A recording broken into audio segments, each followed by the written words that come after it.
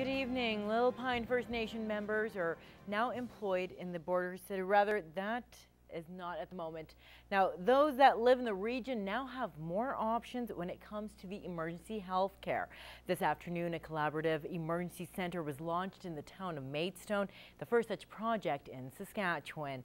Now, representatives from the province as well as the local health authority were on hand for the grand opening ceremony. The center operates 24 hours a day, 7 days a week. Officials hope it will lead to less emergency room visits and ease the wait time in larger city hospitals.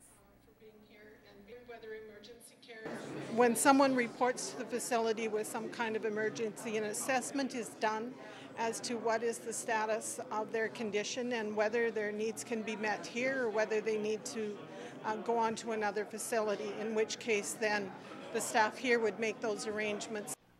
While the center is unique to the area, government officials say they have looked at similar programs in Nova Scotia, and they say they will use the Maidstone Clinic as a stepping off point for future projects. There will be other CECs set up across the province. We're working, health regions are working to identify sites, and as they're ready, they will be opening up in the future. Now, the emergency center unofficially started accepting patients on September 3rd. Well, a two-vehicle crash on Highway 36 just south of Lac la Biche has claimed the life of a 24-year-old man. The crash happened this morning around 8:30. Police say the victim was turning left on the highway when he was struck by a northbound gravel truck. The Lac la Biche man died on scene. The 31-year-old driver of the truck was not injured. Police are not releasing the victim's name. The highway was closed for 6.5 hours as police investigated and cleaned up debris. A North Battleford man who was shot in the head earlier this month is expected to make a full recovery. RCMP say the incident happened in the early morning hours of September 16th. Now, the victim was treated in North Battleford before being airlifted by Stars Air Ambulance to Saskatoon. No suspects have been identified yet, and police say the investigation is still ongoing. And if you have any information on this case, you're asked to call the North Battleford RCMP at 306-446-1720 or Crime Stoppers. Well, members of the Little Pine First Nation are touting the success of its Life Skills and Job Placement program.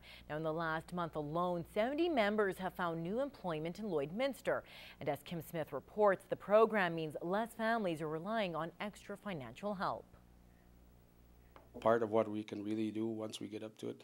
Since the program's inception 1 year ago, 100 people from the Little Pine First Nation have found jobs in Lloydminster, most of those in the last month. A lot of our people are tired of being stuck in the welfare rut, and they want to do something for themselves and their families. The increase in employment means the number of Little Pine members on social assistance is down by 33% in 1 year. You need to push projects like that. You need to ensure that it keeps rolling, because welfare is not something you'd prefer for anybody. So I'm happy to see a lot of our people taking advantage of this program.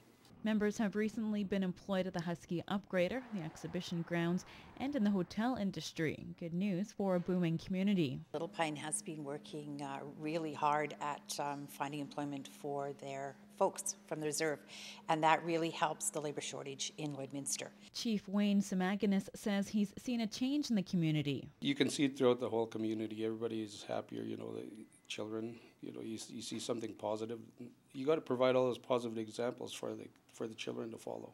Employers who are looking to hire members from Little Pine can contact the band office at 306-398-4942. Kim Smith, Newcap News.